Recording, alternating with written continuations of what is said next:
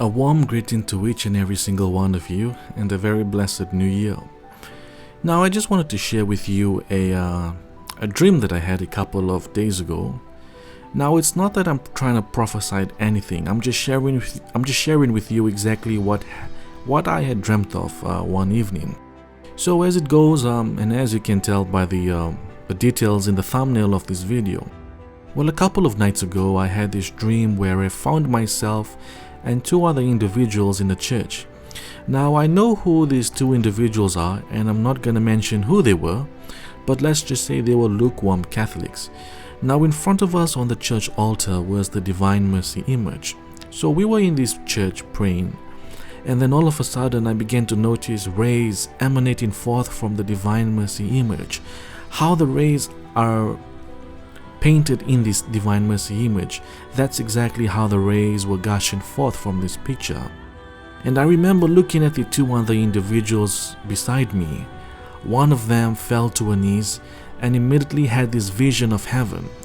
I couldn't obviously see what she was seeing, but in my mind I knew that she was seeing heaven because she fell to her knees, she had her hands together in prayer, and her face was whatever she saw in this vision. She was really amazed and shocked, and all I could remember hearing her say was, "It's beautiful.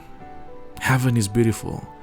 And the other person beside me dropped also to her knees, hands in prayer, and she was being amazed at these rays that were emanating forth from the Divine Mercy image. I also remember myself falling to my knees and having my hands in prayer and being amazed also at this image.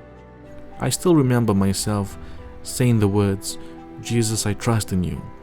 Shortly after I had said that, my dream actually shifted to another focus, and I remember seeing the not the incorrupt remains, but the remains of Carlo Acutis in his tomb. And then I could also see high-ranking officials from the Vatican venerating the remains of Carlo Acutis.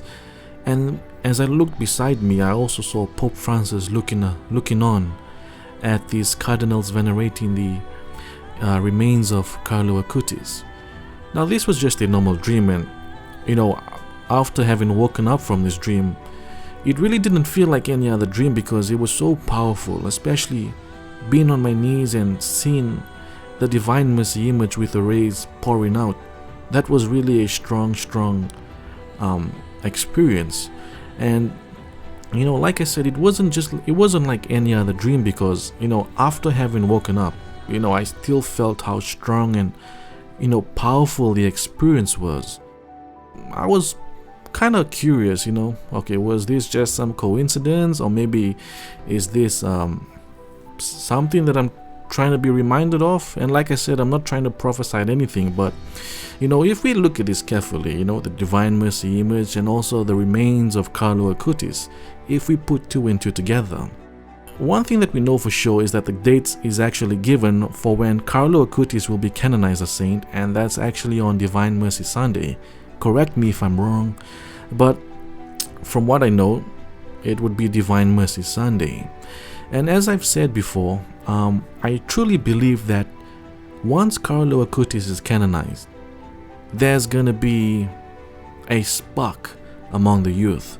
Not just the youth, but also the elderly. We're gonna see a widespread conversion, not just in the church, but also those outside of the church converting to Catholicism. I believe that the canonization of Carlo Acutis will bring many souls to the Catholic faith. And that's something that I strongly and do believe. For those of you who actually follow prophecy, you may have noticed that Antonio Salzano, Carlo Acutis' mother, had once said that she had a dream once where she saw Saint Francis of Assisi, who appeared to her and told her that once her son is canonized, God will fulfill all prophecy. And for those of you who are into prophecy, you may have heard of the illumination of conscience or the warning.